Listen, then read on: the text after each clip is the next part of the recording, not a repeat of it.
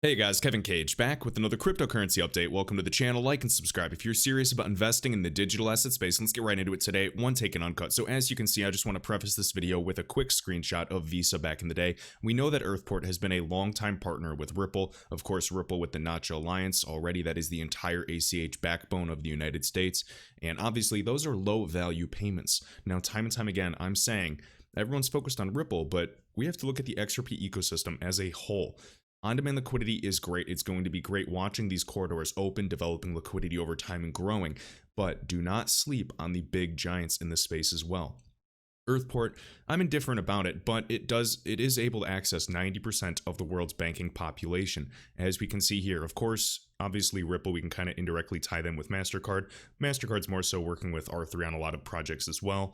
We can talk about Ariba network as I often reference, but just right here, the announcement of Visa of the acquisition for $320 million of UK-based Earthport to unleash the power of Visa and take it beyond the card. Again, this is going to be an emphasis we'll talk about, and work with Ripple in creating an alternative to Swift payments.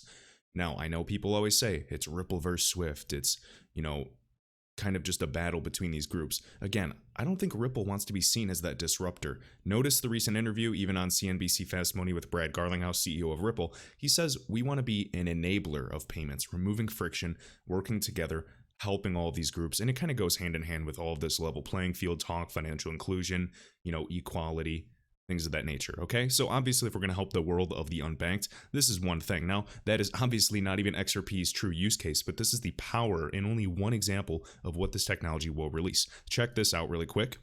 So XRP_Crow, you can find his website for all XRP information, status.hr. So as we can see here, this woman, head of merchants acquisition at Visa, kind of goes in depth about Visa and talks about them recently increasing that service by acquiring Earthport. Now, this is a long-time RippleNet partner dated back from 2015, 2016. Just noting the upside, guys, all of these groups, Earthport, ACI Worldwide, Finastra, some of the behemoths in this industry, even Volante with Volpe, they are all RippleNet enabled. Now, it makes you wonder, well, the price is sitting at 18 cents. We are not going up, and we're seeing all of this great news. In 2017, even the news about PayID would send the price of XRP up a good 20, 30, even 100% some days during that bull run. Again, the early bull run in 2017 and then the later one, which everybody knows as the bull run when Bitcoin approached $20,000. Just understand, I'm investing in the fundamentals, the infrastructure, and of course, there is some speculation involved with a speculative investment in a nascent and speculative market. You might not agree with everything I'm saying. Just understand, that's fine. Come to your own conclusion. Do your own research. I'm just showing you why one of the many reasons I think that XRP will be one of the many successful projects in the space. So listen to this really quick. I think the second one is, again, we've looked at Visa Direct to be more of a push payment mechanism, so you can actually push from account to card, from card to card, or account to account. We've recently increased that service by acquiring Earthport, which some of you familiar on the ACH side would well know. That gives us connectivity to about 90% of the banked population around the world. What that means is we've now been able to extend our capabilities from just being able to move money between cards to actually moving between accounts, moving between card and account, any of those combinations. So when I think of open banking, or when we at Visa are looking at open banking, it's a massive opportunity to firstly extend our reach and go into new flows. I will say that I think there are some cornerstones in open banking. It's still important to think about authentication and how we solve for that. It's still important to have a system, if you're talking account to account, how will we manage disputes? How will we manage chargebacks? So it's not a trivial matter. So our approach is, be in the middle of those flows, find ways to add value on those flows, at the same time make sure that the card rails continue to be safe, secure, and seamless.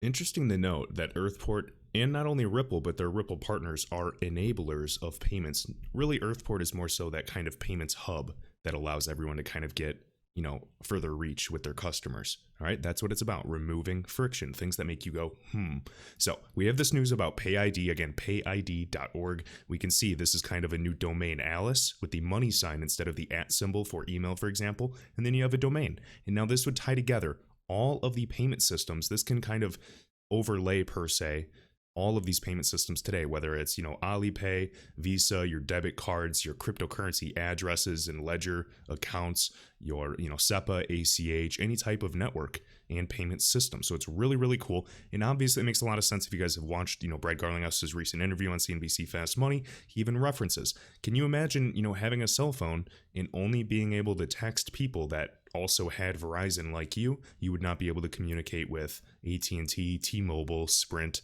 things of that nature. Same thing with internet service providers. So it only makes sense that now with the Internet of Information already well underway, we have to migrate this for value.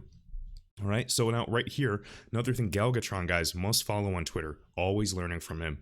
He says, it's like an email address for your crypto using the $ in place of @. The most important aspect is it sets the stage for the level playing field. And he's referring here to basically all cryptocurrencies kind of on a level stage, and only the best ones will win. This is based off of math, guys. This is, obviously I have a little, what's the word? Maybe not nepotism, but bias towards XRP due to, holdings and long-term investing and research, but we will simply see.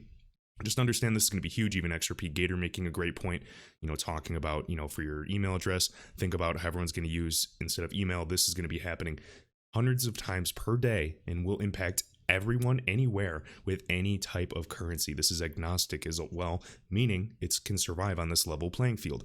We can see right here, pay ID and the scheme, as we can see. Look, pay ID, we have different examples, obviously .do, -do, and all of the different examples for domains, simply the future. And again, even Galgatron, on a level playing field where the technical merits of each coin, XRP for example, can directly compete, XRP is going to obliterate the competition for payments. Now, what else was interesting? So we have PayID, this huge announcement with, Ripple and many other groups, BTC Markets, PolySign, all of these groups. Remember how convenient this was, just released as well for Ripple, the path forward for digital asset adoption in India, a policy perspective on the state of play of digital assets globally and recommendations for Indian policymakers, June 2020. And again, by Cigar. So what's worth to be noted, guys, is we already have India. Remember, we had Ashish Birla already say, and this is a long time ago, well over a year, that 50%, even close to 80% were already in the pipeline for being on RippleNet themselves throughout India. Something to consider. Now, this is a really cool little PDF. It is interactive. I'm just going to go through a few things briefly and get over some important news as well. So right here on 14, table of contents, why should digital assets interest policymakers? Some use cases. So right here, obviously the same vernacular and same thing as always, minimize the friction and promote competition in cross-border payments. Global remittances. And guys, this is just one use case. This is not my focus, by the way. I'm looking at groups like R3 specifically, right? And then algorithmic stablecoins for CBDCs, talk about big markets. But of course, this is going to, even the remittance market and on-demand liquidity in due time with obviously the right demand in the XRP ecosystem, I'm extremely confident. But obviously, I'm kind of more excited for that potential moon money as well. If I wanted to, get a 50% return or 20% returns, I would be in a different market. So global remittances are to the tune of $600 billion, with about $470 billion out of its flow from developed markets to emerging markets. We can see right here data from the World Bank. Remember, as we talked in the previous video, indicate that the average cost of global remittance is about 7%. Now, we've had Navin Gupta talk about the costs for people in the UAE, which is absolutely ridiculous. It is not fair whatsoever. That's not promoting, kind of interoperability between nations and payment flows. And then also all these correspondent accounts. And then remember, the World Bank in 2017 praises XRapid, which utilizes, and now it's ODL, utilizes XRP as this groundbreaking innovative technology. All right, things that make you go, All right, there's hints all around us. Again, clearing, liquidity management, you name it. Now, a few more things I kind of want to go through. Expanding reach through Ripple's ODL, digital assets, scalability. All right, seeing some examples, the solving. And then even right here, guys, why XRP? Remember what Galgatron said. It's going to be based off of the merits of each coin. Businesses, financial institutions, banks, they don't care about tribalism. They don't care about any of that. They care about cold, hard numbers, math. You tell me, in terms of the payments problem, not store of value, not decentralization, not consensus mechanism, what are you going to pick? Now, obviously, with most of those, I'm still going to pick XRP. Because obviously, just like the top-down approach, how the internet was adopted, started with universities, started with, institutions. They started building applications for everyday people to use. This is the same thing. XRP Ledger and XRP Holdings, yeah, maybe they started off a lot more centralized, but they're becoming more distributed by the day. Both validators and both the holdings and distribution of XRP in these ecosystems. Pay attention to what Coil is doing with web monetization.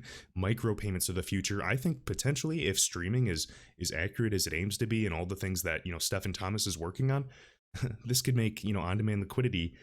I mean, this could rival ODL easily. And even David Schwartz has said this, not just me. All right. Next up, XRP Crypto Wolf sharing. Again, more Binance pairs. Remember, we had corridors with the British pound sterling. Well, guess what? Now Binance is right behind as well, adding multiple GBP trading pairs for these cryptocurrencies. XRP, Bitcoin, Ethereum, BNB, and again, BUSD. I guess you could say boost or bust. And I've heard it, different ways. BUSD. All right, now right here, David Schwartz, CTO of Ripple. Check this out, and I just want to read these few points talking about PayID in further depth and detail.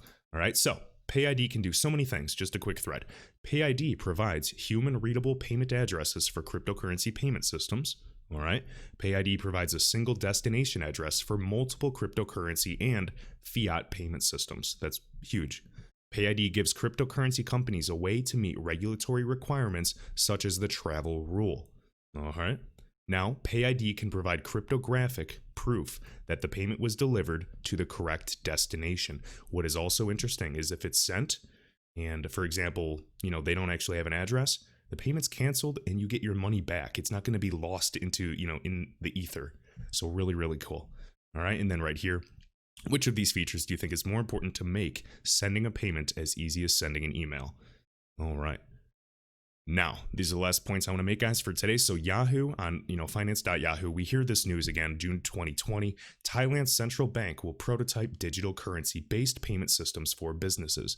Now, if you pay attention here, we'll just do a control find and we'll see, what groups are helping them with this development. I did control F for R3, nowhere to be seen, talking about, again, this project, Inthenon, right? It always sounds like I have a lisp when I say it, called Project Inthenon, okay? A new prototype payment system, again, for businesses based off of a digital currency system, central bank digital currencies, studying the feasibility of them, developing a process to integrate them, right? Well, what groups are really working on this? And again, we have to note a handful of other projects in the past. Also, January 2020, this bank completed a cross-border payment prototype with the help from the Hong Kong Monetary Authority. Well, we know that Brad Garlinghouse has also been obviously in the same room with them and many other industry leaders such as the International Monetary Fund, the Bank of International Settlements, you name it. Things that just make you go, Now for me, my eyes are on R3. I'm not, maybe that's, completely off, but I'm watching. I think there's something going on there. So we will see, particularly thanks to maybe Accenture, one of Ripple's first investors, also a huge advocate for DLT and transformation, helping Swift and R3, also integrating Swift's GPI messaging with R3's Corda for settlement. And again, XRP was the only digital asset named to be able to settle for this type of, cross-currency settlement. It just makes you go, and I get it, it's speculation, and yes, it might be hopium, but I think there's more to it, and I think a lot of people are kind of, glancing over it. So right here now we go to the old article, May 2019 of Project Inthenon. Bank of Thailand pushes forward with central bank digital currencies. Notice that Thailand is actually one of the few countries, even in the Southeast Asia, that specifically classified XRP. We have the UK with the FCA. They're all classifying it as some type of utility token, exchange token, or commodity. They're not calling XRP a security. Just like EOS, if it had security-like practices early on, all they do is get a little fine and they're good to go. Right? That's for early practices. So right here, right? And again, that FUD, I don't think there's ever going to be clarity per se, because that's not the SEC's job. If it's not, they don't really have to classify it per se. So I think that's just another FUD and talking point, and it's enough to scare, the common man to stay away and avoid XRP. But again, the risk is where the money is for investing. And I mean, that's where the money isn't if you lose it as well. But I just wanted to share that. So now we're here for the May last year article talking about Project Inthenon. Well, why am I talking about this? Well, we can see clearly right here, guys, R3. So the Bank of Thailand is moving forward with developing a CBDC. The initiative labeled Project Inthenon has developed a prototype CBDC partnership with R3 and YPro, and it might be WePro, I'm sorry if I'm butchering that. The Bank of Thailand is also working with 8 commercial banks in Thailand as part of the development of the CBDC, which will decentralize the interbank settlements. Again, notice interbank settlements for wholesale usage, guys. That's XRP's use case, or real-time gross settlement. So we have other groups kind of working on high value payment systems. Remember R3 and many others with Interledger. We have, let's see, Project Jasper, Project Ubin. We have even links with the Canadian high value payment system. There's probably like 5 to 10 really big projects that involve high payments and integrations with Interledger protocol. FYI, that's Ripple's creation and also helped out with Hyperledger. It just, guys, you'll understand there's no coincidences in the space. And I get how I sound crazy, guys, because XRP is still around 18, 19 cents. But guess what? One day, it's not going to be. That ground floor will rise, whether it goes up slowly and steady or quickly. I'm that confident in this ecosystem. And don't trust me, do your own research, but look at all of the banks that have been investing, not billions just into DLT, but actual infrastructure for going live on-demand liquidity and the use cases built around it integrated with XRP. That's not for no reason, right? So right here, YPro is part of the number of blockchain alliances, including R3, Hyperledger, Project, Ethereum Enterprise Alliance, all of these groups. And then we can see the 8 banks that included this type of, partnership has HSBC, think RippleNet partner, Marcus Treacher, etc. Standard Chartered, another RippleNet investor and RippleNet partner. We have Siam, Siam Commercial Bank, SEB, one of the first movers again in the RippleNet ecosystem. Goes on forever. Now, as we can see right here, talking about CBDCs, remember the group at R3, David Rudder, CEO, none of them can specifically say Ripple. They say they can't talk about it. What does that tell you? It tells you there are NDAs, non-disclosure agreements. Then you can say, why? Is it due to that lawsuit they had in trying to get and settle over that 5 billion XRP they were promised early on? Then you question how much XRP did they actually settle for? And if I was an institution like them, these Wall Street boys that are all backed by, the big boys and the Lehman Brothers, it makes you wonder, well, if they have all this XRP, they would want this ecosystem to succeed, and they're in charge of these gross settlement networks for high-value payment systems, which is specifically what would push the price of XRP up. So, in terms of the numbers, what do you guys think? CBDCs have been a hot topic with in the central banking realm, talking about, DLT, specifically banks have, dismissed the technologies. Others have indicated more interest in leveraging DLT. Now, it's not just about cryptocurrency. There are many, many benefits to everyone for resiliency, for obviously systemic risks, not a single point of failure, removing friction, of course, operational efficiency. They can still have DLT that's permissioned and permissionless, depending on that actual use case they want. Now, right here, and this is what I kind of wanted to cover again, so just talking about Project Anthenon. Right here, David Rudder, CEO of R3, said more financial institutions are recognizing the potential for digital currencies, or CBDCs. Rudder said that R3's Corda, remember XRP enabled at least, was conceptualized to support CBDCs. Interesting. Well, I never heard anything about Ripple and on-demand liquidity being, built and conceptualized for CBDCs. So maybe this is another reason that Kevin over here is looking at R3, because they are also able to be integrated, thanks to Swift CEO and even David Rudder talking about it. Corda is directly integrated into Swift GPI. Well, Swift GPI is simply X current, just copying that, and it's already adopted by a huge percentage of banks with tons of volume. Then RippleNet probably has another portion of the messaging volume on RippleNet. Well, who's going to be doing the settlements? What kind of settlement has been created for true finality? And it's not going to be the utility settlement token and groups, the UBS and all those groups. They have their own databases between their banks. We're talking about something that involves mutual trust. All right? This is why I am so bullish on XRP, or at least the potential of it. Now, just understand, we do not need this to occur. If it doesn't happen in a few years, big deal. What I'm saying is keep an eye on these groups and do not sleep on them. All right?